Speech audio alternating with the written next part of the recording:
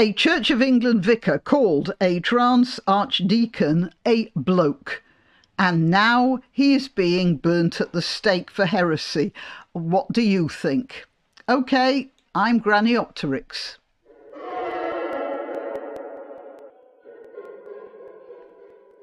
So what happened was this: the Reverend Brett Murphy is facing an official rebuke from the Church of England. The Church of England, and then in brackets they put C of E. For simplicity, why don't I call it coffee? The Church of England, coffee, is investigating a vicar after he called the institution's first transgender archdeacon a bloke. He faces an official rebuke from the coffee over intentionally derogatory and disrespectful remarks. LGBT plus campaigners had hailed her appointment as a beacon of light and hope. So the church seems to be, pathetically grateful for the blessing of the great God LGBT plus. And that seems to be more what the Reverend Murphy is concerned about than any apparent change of sex. The Reverend Murphy, in a 32-minute long YouTube video, criticised the coffee for putting a radical rainbow activist in a position of high authority in a diocese. So you see, he's talking about this radical rainbow activist aspect of it. Anyway, he quit the coffee a month after the broadcast had said in reaction to the appointment, "Now you may wonder, is that really newsworthy, Brett?" I don't know who Brett is. You may probably, maybe the bishop? I don't know. You may roll your eyes if you are a complementarian that another feminist is getting a prominent high-ranking position in the coffee. But this is worse than that. The Reverend Rachel Mann is in fact biologically a bloke who identifies and lives as a woman. And he's making the point here that the church is they're trying to be all gender equal or something, and they're employing more female clerics of various sorts. But this guy is not a female cleric, according to the Reverend Murphy. He's a bloke. And I have some sympathy with that. But you see, why I have sympathy is because the Reverend Man describes, I'm going to say himself, describes himself as a lesbian. And at that point, I feel that if a man transitions to looking like a woman, and then identifies, says to everyone that he is a woman because he's wearing a skirt or whatever, but he's a lesbian, that is, he goes for other women, then I suggest he's still a man. That's the way I feel about it. So that's why I'm not prepared. That's why I'm with the Reverend Murphy, that this really is a bloke in a dress. I keep having to say this because I get new people coming in and thinking I'm against men transitioning to women. No, I'm not. If they go through the whole process and live as women and act like women, then as far as I'm concerned, they're women. And I'm interrupting myself here to remind you to click like, to subscribe and to share. And if you're on YouTube, remember to click the notification bell. All the links to my other channels are in the description, including links to donation sites. I'm always grateful for donations, of course, but just clicking like is the best thing you can do for this video and my channel generally. And I'm reminding you that the Christmas 2023 competition is now open. The link to the video telling you all about it is also in the description. But this guy is a lesbian, which means he's still a man. He's still got the male sexual urges. He goes on to question whether the appointment is positioning the Reverend man to become the C of E first transsexual bishop, and questions how she would deal with a member of her congregation who sees her lifestyle as in complete rebellion against God's word. Yeah, well, I can see that. Now, I read this and I thought, this is, by the way, a canon man, the Reverend Rachel Mann, who says, I'm self-evidently a woman. Well, not self-evidently. You dress like one. I don't know how much of a woman you are under that cassock or sweater or whatever it was, but I'm glad I was once a man. The Reverend Murphy, meanwhile, is now a member of the Free Church of England, the same one that that guy on GB News went to. Do you know, I've forgotten his name right now. It'll come to me in a bit. And he faces being formally disciplined by the coffee over his comments. Well, frankly, I don't think he really cares too much, and he shouldn't.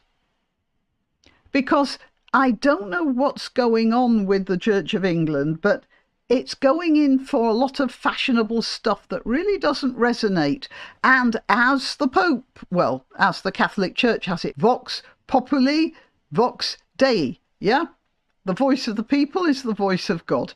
Right, now I thought I'd just check on Reverend Mann. So here's some information about him, okay?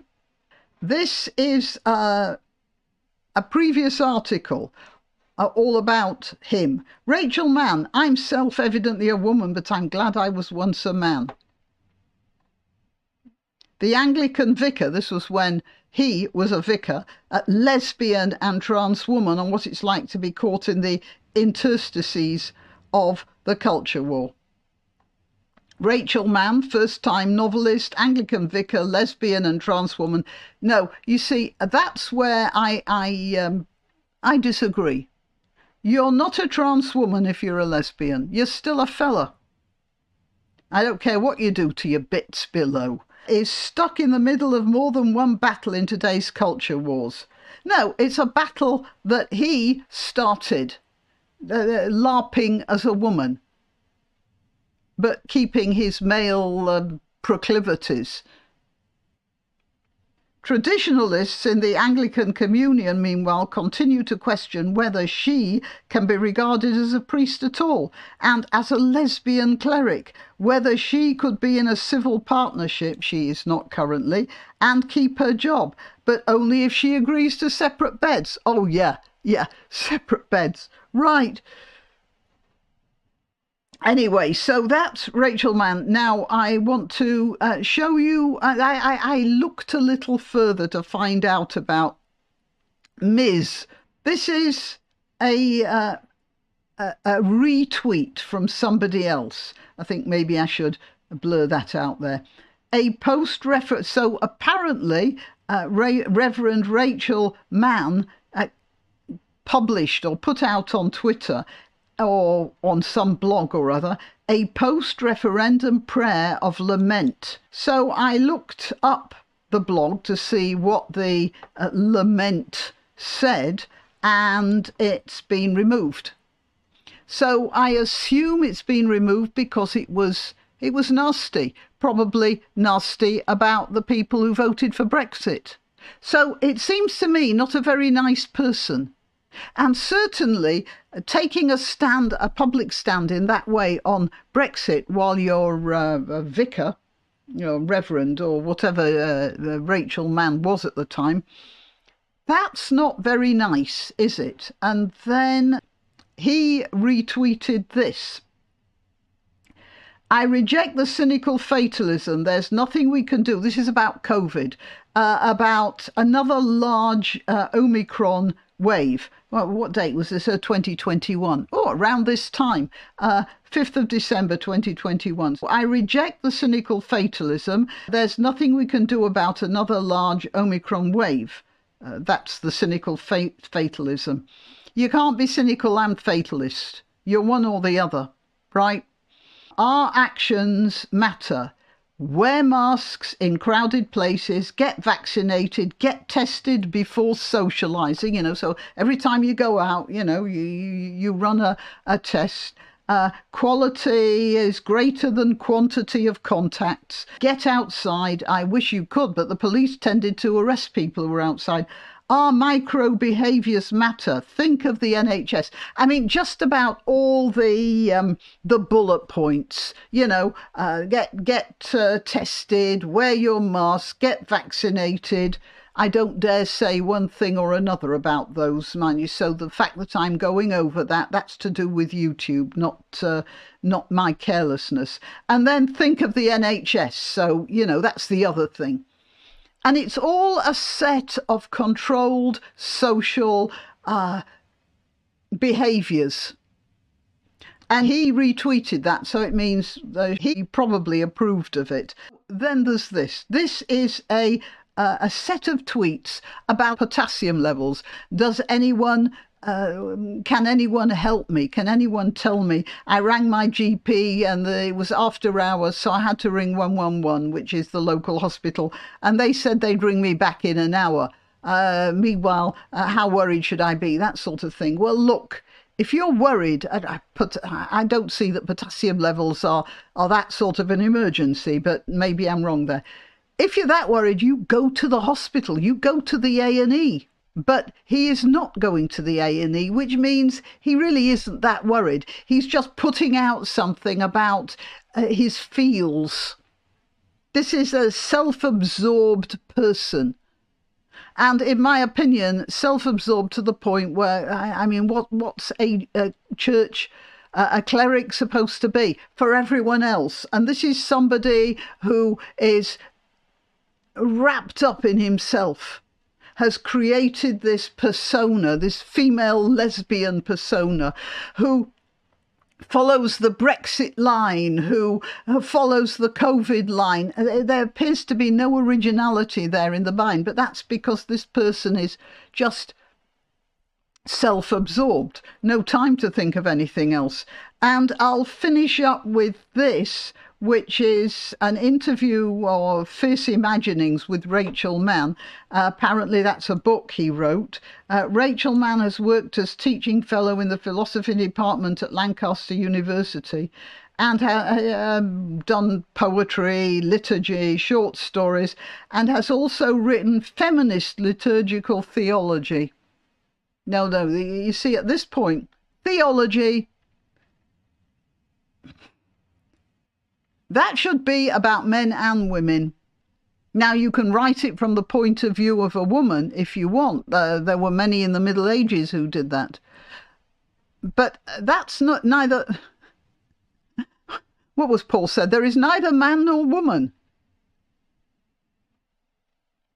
And this is completely flying in the face of a Christian practice and habit and history. In July, she leads a course at Gladstone's library entitled Fierce Imaginings, the Great War, Symbol of Memory and God. During the course, Rachel will explain the way the Great War is with us still, well, yeah, it is, as well as the place of war in Christian, feminist and liberal thinking. Now, in the place of Christian thinking, I'll take that. But that, the feminist and liberal, it should be in there. You shouldn't be separating them out. Only if you've got this thing, you want to show you're a feminist, because really you're a bloke in a dress. So you have to give yourself some validity. Great War's lasting impact on British and European identities in the shadow of the Brexit referendum. You see, there it comes back to Brexit. Now, I want to show you something about this statue. I think it's a pretty good statue.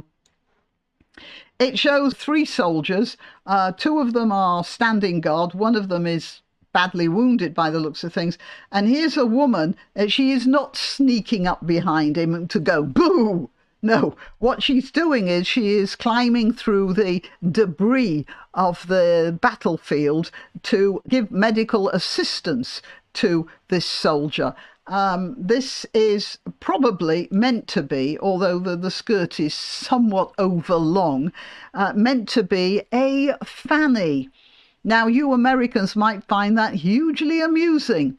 FANY, the First Aid Nursing Yeomanry. And they were, because during the First World War, women were non-combatants, so they risked their lives without having any guns, going onto battlefields to administer first aid and sometimes drag out wounded soldiers. And that's where the place of a woman was in the First World War, and the fannies were extremely important during the First World War and not given much credit right at the beginning, but they were later on, and they started off riding horses into the battlefield. Within months they were driving ambulances, and of course, with mechanics being in short supply, they learned how to strip down engines and get things going again altogether, and drive. You know, think how few people could drive in 1914 anyway, and especially not women. And they didn't have self-starters in vehicles in those days. You had to crank them, and they were really hard work to get going.